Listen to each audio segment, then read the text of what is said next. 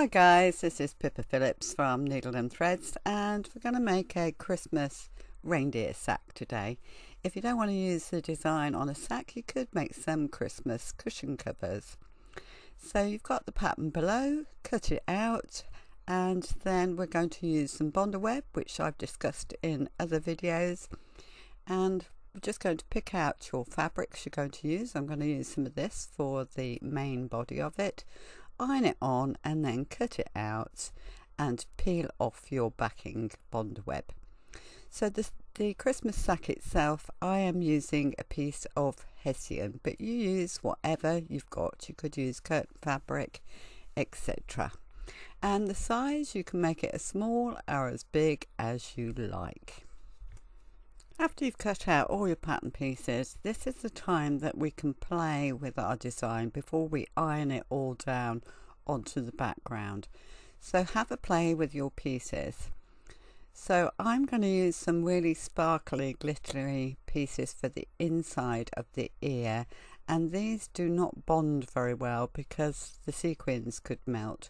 So I'm going to glue those into place. So have fun then. I've used the little eyes, I'm using buttons for the pupils, and this is where if you move your buttons round you change the expression of your reindeer. So before you stick and sew everything down, have a little play. I'm not going to use a nose, I'm going to use a big red pom-pom. We did pom-pom fairies last week, and I'm using a couple of big buttons which I've stuck some googly eyes on. I've got some pom-pom trim as well. I'm thinking I might put that tangled up in their antlers. And I've also got Sam that we did a few weeks ago with letters and numbers. So you could even add a scarf. I'm not sure if I'm going to add that, but just have a play around before you actually iron your pieces down. Once you've got them, you've pulled off that backing paper and iron them with a nice hot iron into place where you want them. At this point is where you could pop your nose and your eyes on, but I'm not using that, so I'm just going to iron on my grandson's name, Sam. I'm going to add the pom-pom and the eyes later in case it gets in the way of my embroidery. So I'm going to do a top strap here. So it's the same width and it's 4 inches wide.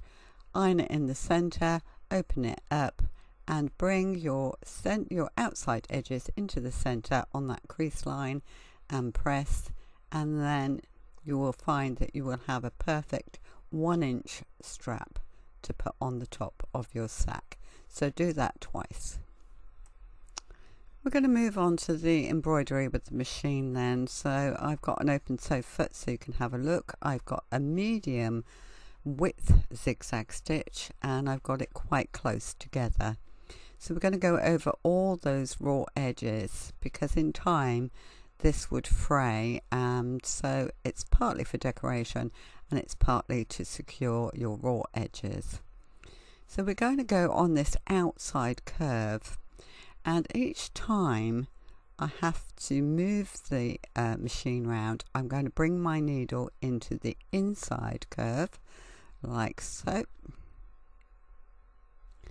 and then lift up my foot and turn a little bit so that I keep that piece of fabric that I'm zigzagging over in the center. And there we are. So we're going to go around all of the raw edges of our reindeer. I'm just going to move on to the lettering now. We have done letters and numbers in a previous video, but when we come to a very tight curve like this inside curve here, we can either put our needle in and pivot so we get a sharp point, or we could work very slowly with it by bringing the needle on the outside and pivoting it slowly. So we put our needle on that outside, we pivot slowly, and then we go in, and then we come out again, and we pivot slowly round. Again we come in and out. So really that outward one is we're stitching pretty much on the spot, but just need to take a bit of time and finessing to do that. But as I said, you could put your needle in and pivot so that you get a more of a sharper point with it if you want to. But that just gives you a nice neat finish. So that needle's always going in at the middle there, pretty much stitching on the spot. And we're going to come down our lettering. So if we have a look at that in close up, you can see it gives you a nice finish. Moving on then to the two top straps that I've made, because Hessian frays and as an open weave fabric, I decided to pop these tops on. You could just turn it over if you wanted to. So we're opening that fold that we've made and we're just putting our fabric in it and pin it down, and then I'm using a zigzag finish, and because we've got an accurate 1-inch strap, you can stitch through all of the layers together and it should be catching on the back as well as the front. With Hessian and open weave fabrics, they fray alarmingly, so I'm going to do a French seam on that. So at this stage, normally you would put your right sides together and stitch round and turn, but with a French seam we are doing the wrong sides together so that your design is facing outwards. And we're going to pin, and I'm just going to trim off those raw bits of Hessian that are fraying. So we're going to take our sack up to the sewing machine, and on your needle plate underneath you can see you've got measurements there. So the 10 refers to a 10mm measurement, or 1 centimetre that works out at. Pop the edge of your Hessian up to that, follow that line so that you get a 1 centimetre seam allowance. Work all the way down to the bottom. We're going to turn across the bottom and then up the other side. So we're just at the bottom of our first side, and we're going to put our needle in and lift up our foot and pivot, and then we're going to stitch along the bottom of the sack, get to the end, put our needle in, pivot and stitch up to the tab top and secure. The next stage is to cut really close to your sewing and to trim off the edges. We're going to turn our sack inside out now, and I use a pin to pull out, especially with Hessian because it's quite bouncy fabric, to pull out that seam, and I usually give it a good press as well before I go into sewing the next side. So we're pretty much going to do exactly the same on the wrong side now. So I'm at the tab top, I've just secured my stitching, and I'm going to go all the way down to the bottom, round and up the other side. But I'm just going to show you, I'm just going to stop here and show you what's happening to your seam so you can have a look. So we have a look then, if we turn it the right way round, you can see it's all nicely enclosed and your raw edges are concealed, and on the inside it's also going to look really rather neat, and it gives that whole thing structure and strength. So to finish the tab tops then, I'm just pulling that tab opening away, cutting off the surplus Hessian, and then just turning those little tab tops over, and I'm just going to use a needle and hand stitch those down so that the raw edges are hidden.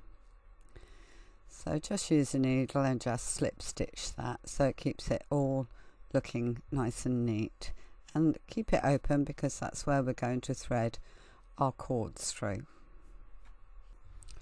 If you want to put on a pom-pom nose, then you must find the center of that pom-pom if you're going to stitch it on.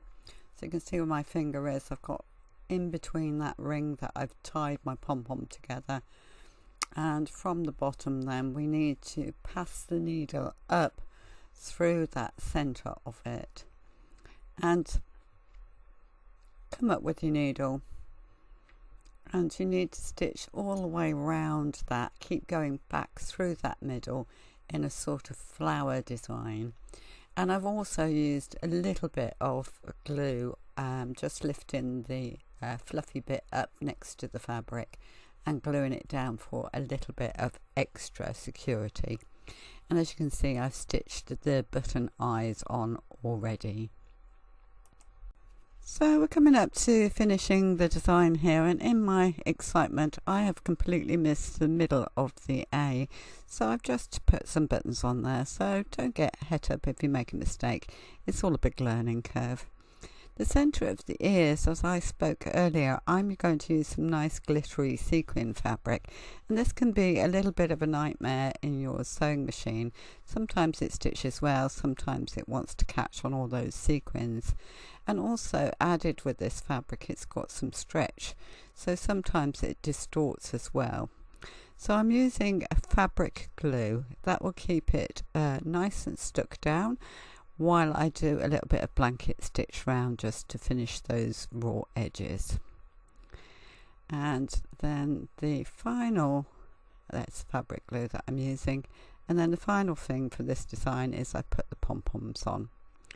Now we just need to put our cord through, so I'm using a safety pin on the end, pushing it through, and then we just slide that through the channel at the top that we've created. Now I'm actually using 2 lots, so I'm going to do this twice. I'm going to go all the way around, and then I'm going to do another bit of cord the opposite way. And to finish it off, I'm going to tie a knot, and I'm going to unravel the ends to create like a tassel. So I do hope you've enjoyed this little project, and you'll join us for next week, where we're going to have a go at making some Christmas stockings. Take care. See you next week.